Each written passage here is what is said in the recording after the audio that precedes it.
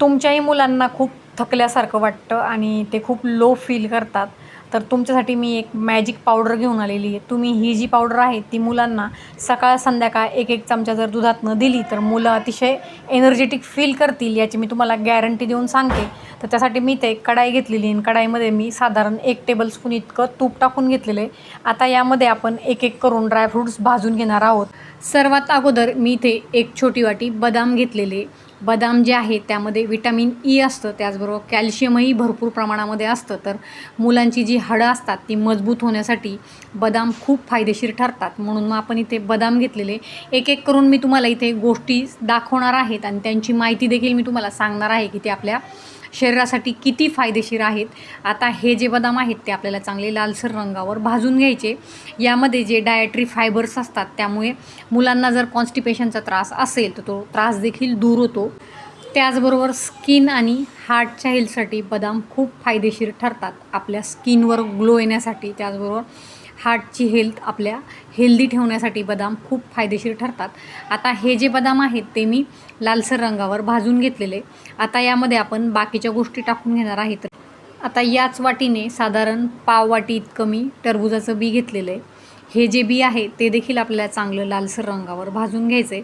हे बी भाजत असतानाच त्यात मी डांगराच्या ज्या बिया असतात त्या देखील टाकून घेणार आहे आणि ह्या दोन्ही पण आपल्याला छान अशा लालसर रंगावर भाजून घ्यायच्या आहे. पंपकिन सीड आणि वॉटरमेलन सीडचा आपल्या शरीरासाठी काय फायदा होतो, तर आपली जी इम्युनिटी असते ती बूस्ट करण्याचं काम या सीड्स करत असतात. त्याचबरोबर झोप शांत लागण्यासाठी देखील या सीडचा खूप महत्त्वाचा रोल असतो.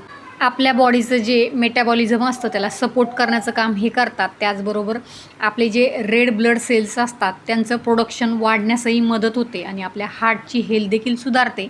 म्हणून या ज्या सीड्स आहेत त्या देखील मी यात टाकून घेतलेल्या आहे.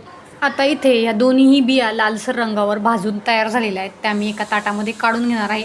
आता त्याच वाटीने मी एक छोटी वाटी मखाना घेतलेला आहे. मखान्यामध्ये भरपूर प्रमाणात फायबर्स असतात. मुलांच्या बऱ्याच तक्रारी असतात की पोट खूप दुखतं आहे, पोट साफ होत नाही. तर फायबर असल्यामुळे त्यांचं जे पोट आहे ते व्यवस्थित साफ होतं आणि कॉन्स्टिपेशनचा जो त्रास असतो तो मुलांना होत नाही. असे भरपूर फायदे आपल्याला या संपूर्ण गोष्टींचे होतात. त्यामुळे ही जी पावडर आहे ती मुलांसाठी मॅजिकच म्हणावी लागेल. मुलांसाठीच नाही तर अगदी मोठे देखील हे दुधामध्ये एक एक चमचा ही जी पावडर आहे ते घेऊ शकतात.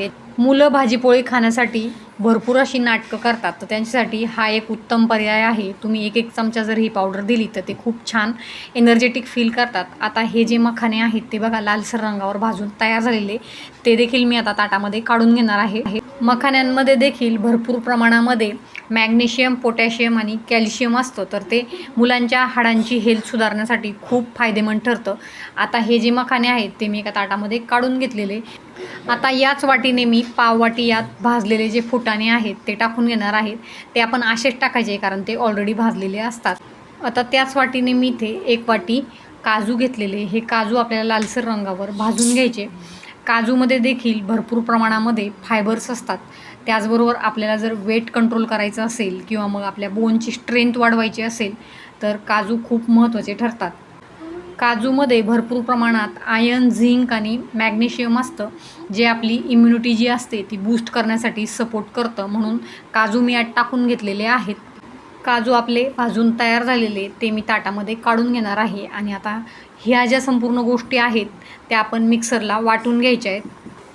हे जे ड्रायफ्रूट्स आहेत ते मी मिक्सरच्या भांड्यात टाकलेले आहेत. आता त्याची आपल्याला पूड करून घ्यायची आहे. फाईन अशी पावडर आपल्याला याची बनवून घ्यायची आहे. यामध्ये मी साधारण 2 टेबलस्पून इतकी साखर टाकून घेणार आहे, म्हणजे आपल्याला वरतून साखर टाकण्याची गरज नाही. एक एक चमचा आपण दुधामध्ये रोज सकाळ संध्याकाळ मुलांना ते देऊ शकतो. आता मुलांसाठी ते काहीतरी खास बनवावं म्हणून मी त्यामध्ये 1.5 टेबलस्पून इतकी कोको पावडर टाकणार आहे, म्हणजे अगदी आपण जी बोर्नव्हिटा मुलांना देतो त्यासारखंच फील मुलांना येणार आहे. किंबहुना त्याहीपेक्षा खूप छान आणि शरीरासाठी अत्यंत फायदेशीर अशी ही पावडर बनवून तयार होणार आहे आणि मुलं ती अतिशय आवडीनं खाणार आहे. बघा, वाटते की नाही ही बोर्नव्हिटासारखी. आता ही आपण एका ताटामध्ये काढून घेऊयात आणि ही जी पावडर आहे ती तुम्ही बाहेर 3 महिने ठेवू शकतात आणि फ्रीजमध्ये तुम्ही 6 महिने ही पावडर ठेवून घेऊ शकतात. तशी तर ती टिकेल, पण मुलं त्याला काही टिकू देणार नाही, कारण खूप टेस्टी आणि हेल्दी अशी ही पावडर बनवून तयार होते. आता यासारख्या एखाद्या बर्नीमध्ये आपल्याला एअरटाईट ही पावडर भरून ठेवायची आहे आणि मुलांना दुधातून ती सकाळ संध्याकाळ तुम्ही देऊ शकतात. बघा किती छान असं टेक्स्चर त्याला आलेलं आहे.